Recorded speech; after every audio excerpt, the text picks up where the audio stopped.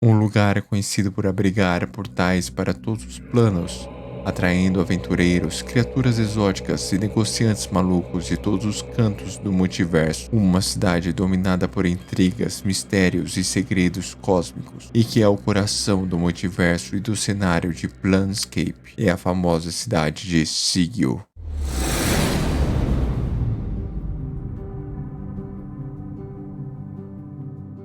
Olá galera, sejam bem-vindos ao canal Weavers. Eu sou Will e hoje irei apresentar para vocês a campanha de Dungeons & Dragons conhecida como Planescape, que foi publicada em 1994 e que terá uma nova versão agora no fim de 2023, anunciado pela Wizards. E a ideia desse vídeo é contar um pouco quando e como surgiu, do que se trata, o que é esse tal de Planescape. Em seguida vamos explorar a cidade de Sigil, a cidade das portas, um lugar peculiar, bem exclusivo dessa campanha Planescape. Tudo isso com o objetivo de, mesmo quando lançar Planescape 5ª edição oficialmente, esse vídeo ainda possa servir de inspiração com ideias e lore das versões antigas para poder ser aproveitada nos novos conteúdos e também, claro, para você já ter uma noção do que está por vir. Planescape, como já mencionei, foi publicado em 1994 pela TSR e criado por Zeb Cook. E a grande sacada desta campanha é que ela visa explorar diversos planos de existência além do plano material já existente no universo de Dungeons & Dragons, explorando a cosmologia conhecida como The Great Wheel, ou em português, a Grande Roda, que apareceu pela primeira vez em 1987 no Manual dos Planos, criado por Jeff Grubb, que foi o primeiro livro a começar a explorar mais adentro a existência de outros planos de existência, com criaturas e formas de vida para além de bizarras. Planescape expande tudo aquilo que já existia no Manual dos Planos de 1987. Após o lançamento de Planescape, foram publicadas uma série de expansões como Os Planos do Caos, Os Planos da Lei e Os Planos do Conflito. Tudo isso acabou tornando ali Planescape algo absurdamente gigante e rico em detalhes. Planescape era uma campanha absurdamente rica em intrigas, briga de facções, viagens para universos estranhos pra caramba, e sem falar das artes dos artistas Tony D. Terlizan, Hoffupel e Dana Knudson, que dão um tom ali bastante único para as artes de Planescape, tanto que ganhou na época o prêmio no Origin Awards de 1994 por melhor apresentação gráfica de um RPG, destacando seus aspectos visuais incríveis. Porém, tudo isso foi meio deixado de lado no lançamento da 3ª edição de Dungeons & Dragons. Por mais que a 3ª edição tivesse ali também sua versão do livro do Manual dos Planos de 2001, o Planar Handbook publicado em 2004 e diversas outras referências ao planos presentes em Planescape, inclusive a cidade de Sigil, tudo foi alterado para um layout mais genérico dos planos de existência, deixando de fazer parte da linha Planescape. Sigil volta a ser mencionada na 4ª edição no Manual dos Planos de 2008 e expandido no livro do mestre de 2009 com uma aventura conhecida como A Conspiracy of Doors. Na 5ª edição, no próprio livro do jogador e no livro do mestre de 2014 contém uma seção explicando os planos de existência e que menciona brevemente Sigil. E agora em 2023 a campanha foi anunciada para o final do ano, mais precisamente para o dia 17 de outubro, e pelo que foi anunciado deve ser algo muito semelhante ao que fizeram com o Spelljammer, ou seja, serão 3 livros em uma caixa, um livro bem específico só de Sigil e as Outlands, um livro dos monstros de Planescape e uma aventura para introduzir os jogadores nesse multiverso maravilhoso. E agora que você tem uma pequena noção do que se trata Planescape, bora avançar e falar sobre a famosa cidade de Sigil. Bom, Sigil se pronuncia Sigil e não Sigil. Não dá para falar de Sigil se eu não mencionar antes, mais especificamente, um apanhado de terras conhecido como Outlands. Outlands é basicamente um grande amontoado de terras em um formato de um disco plano, localizado em um demiplano que em teoria fica no centro do multiverso. Isso falando dentro da cosmologia da Grande Roda. O que é a Grande Roda? A Grande Roda é um modelo cosmológico usado em Dungeons & Dragons para descrever a estrutura do multiverso. É um conceito que define a existência de vários planos de existência e as relações de um plano com o outro. Apesar de ser um assunto que não abordaremos muito neste vídeo, é um assunto bem importante quando falamos de Planescape. E por que não dá para falar de Sigil sem falar antes de Outlands? Porque Sigil é uma cidade flutuante que se encontra ali bem no centro de Outlands, no topo de um pico montanhoso imensamente alto conhecido como Spire. Ao redor, pelas bordas de Outlands, existem 16 pequenas cidades que são mais para pequenos burgos construídos ao redor de portais que levam para outros planos. E o legal é que cada burgo ali, cada cidadezinha tem alguma característica da região que o portal está conectado. Mas voltando a falar sobre Sigil, que é o principal assunto nesse vídeo, a cidade planar de Sigil possui diversos nomes, como The City of Doors, ou em português a Cidade das Portas, The Cage, ou em português a Gaiola, e City of Secrets, a Cidade dos Segredos. Essa cidade é bastante peculiar porque Sigil é um lugar que se proclama como o centro do multiverso. Agora, por que ela se proclama disso? Porque em Sigil temos portais espalhados por toda parte. E esses portais estão conectados com todo o multiverso de Dungeons & Dragons. Você pode entrar em um portal e sair no plano da água. Você pode encontrar um outro portal e sair direto no inferno de Avernus. Você pode até encontrar um portal que leva direto para seu guarda-roupas. Ou seja, Sigil é um hub, é um centro de viagens interplanares. Sigil tem as conexões com praticamente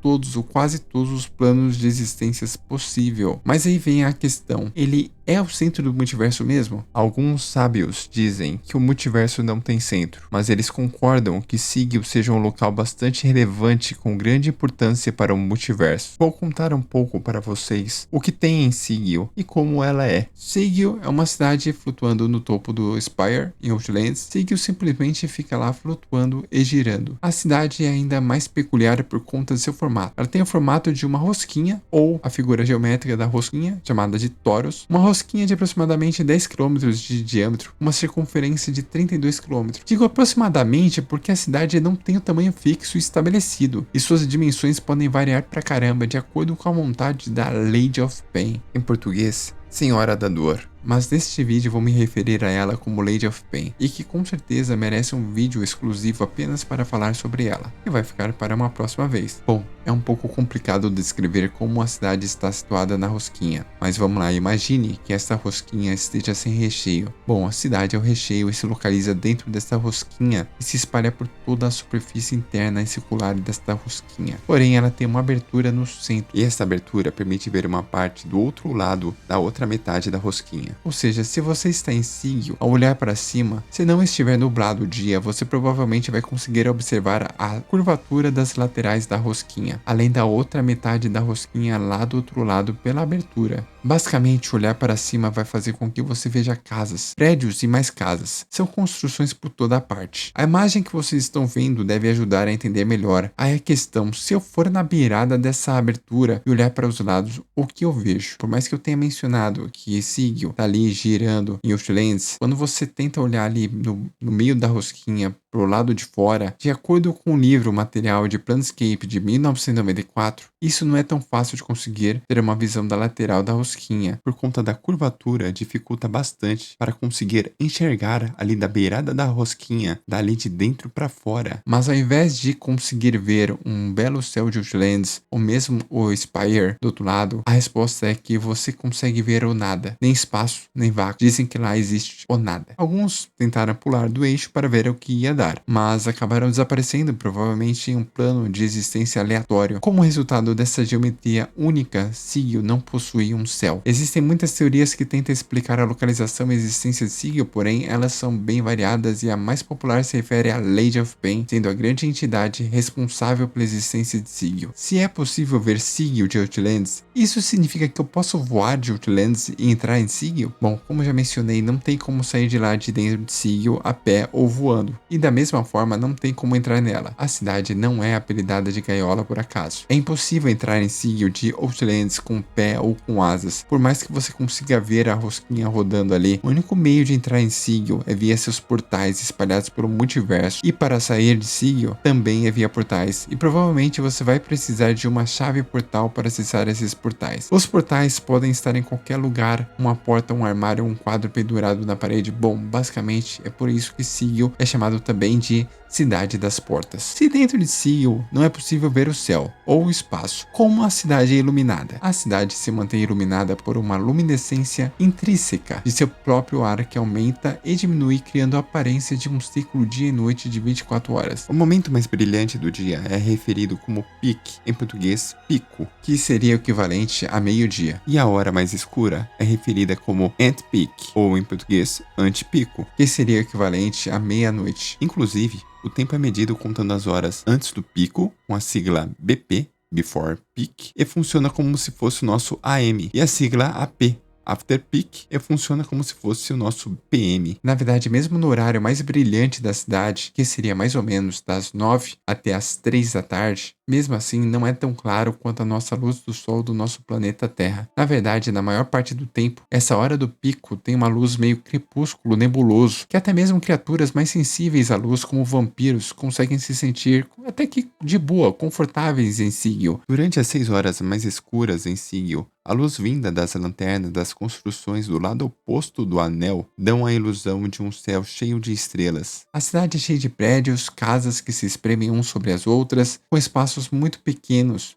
Novos edifícios, casas e ruas são constantemente construídos, e quando falamos de arquitetura, as casas em Sigil são predominadas por cercas com lâminas e espinhos de ferro, servindo como proteção contra intrusos e de escolha estilística. Gárgulas de pedra são também decorações típicas da cidade com um visual levemente gótico. O tempo em Sigil alterna entre um nevoeiro de poluição fedido por conta das chaminés das construções, chuvas frias e de vez em quando um tempo limpo. As névoas geradas pelas inúmeras chaminés da cidade são quase sempre constantes, frequentemente reduzindo a visibilidade da cidade para aproximadamente 10 metros, e às vezes em raras situações chega até a apenas 1,5 metro de visibilidade. Ou seja, dependendo ali da situação do dia, você mal vai conseguir ver a pessoa à sua frente. A chuva, por mais fraca que geralmente seja, não é lá muito agradável. A água é cheia de impurezas, ficando com uma cor meio amarronzada, porém depois que chove o ar da cidade fica um pouco mais limpo e de certa forma agradável.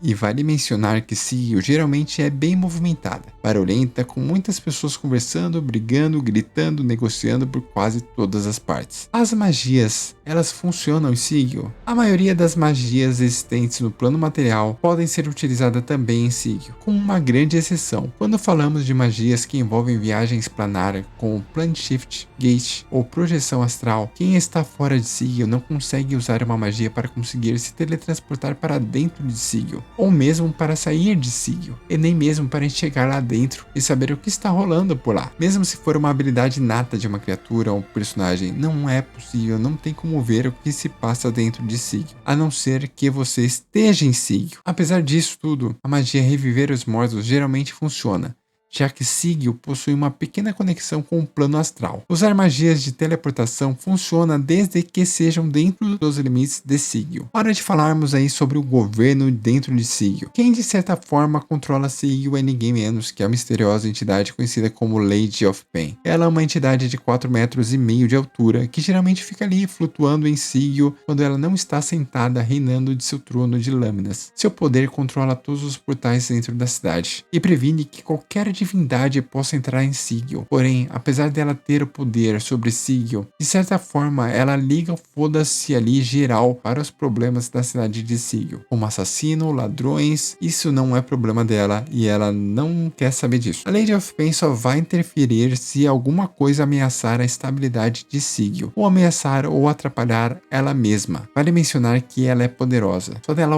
olhar para alguém, esse alguém já pode sentir dor e até mesmo matar essa pessoa. Aqueles que cruzam seu caminho é geralmente esfolado com muita dor até a morte, mas se der sorte acaba sendo teletransportado com muita dor para uma dimensão conhecida como Lady Mazes, basicamente um labirinto bastante especial. Tal pessoa nunca mais é vista novamente. A Lady of Pain não cuida de tudo sozinha, por mais que ela tenha poder para isso, seus desejos são reforçados pelos seus servos, conhecidos como Dabus. Dabus são praticamente os olhos e orelhas da Lady of Pain. São criaturas bastante interessantes. Eles são um pouco parecidos com sua líder. Eles não costumam interagir muito com os habitantes de Sigil, e geralmente os habitantes deixam os Dabus lá bem de boa. Até porque se encher muito o saco deles, a senhora deles pode não gostar nada disso. Dabus geralmente são bastante ocupados. Eles estão sempre arrumando, limpando, reciclando e reformando a cidade de Sigil. Em outras palavras, tentando deixá-la tudo mais ou menos em ordem. Por conta disso tudo, Sigil é conhecida por ser um santuário completamente neutro. Um lugar onde é possível ver anjos e demônios tomando um hidromel e batendo um papo de boa e deixando de lado qualquer tipo de treta que eles possam ter. Vamos falar um pouco de quem vive em Sigil. Bom, de acordo com o Manual dos Planos da 4ª edição, Sigil possui 50 mil residentes, com um número muito maior de moradores moradores temporários, aproximadamente 250 mil pessoas vagueiam pela cidade na maior parte do tempo. E quando digo pessoa, na realidade quero dizer membros de todas e qualquer espécies encontradas no multiverso de Dungeons & Dragons. Ou seja, você está andando por Sigil e é absurdamente normal se deparar com Drolls, Githyanks, Mind Flayers, Phasits, anjos e muito mais criaturas bizarras ali passando por você e pelas ruas, ou tomando algo na taverna local. Os residentes de Sigil falam uma gíria local conhecida como Quente, e geralmente confunde bastante os recém-chegados. Além do mais, os residentes locais eles tendem a chamar as pessoas que vêm do plano material de desinformados, forasteiros ou mais educadamente de primes. Apesar de parecer ser algo um pouco ofensivo para a galera que vem do mundo material ser chamado de desinformado, por exemplo, na realidade a galera de Sigil tendem a ter um pouco de cuidado em relação a isso, já que por um lado eles sabem que para chegar em Sigil do plano material, geralmente a pessoa tem que ter um certo poder e conhecimento. Sigil está dividido em 6 distritos ou alas. Suas delimitações não são claramente marcadas nem nas ruas e nem nos mapas, porém é possível identificar o distrito pelas suas construções. Bom, vou dar um resumo rápido quais são esses 6 distritos. Temos a Lady Ward, o Ala da Senhora, é onde estão os mais nobres e ricos da cidade, além, é claro, dos funcionários do governo.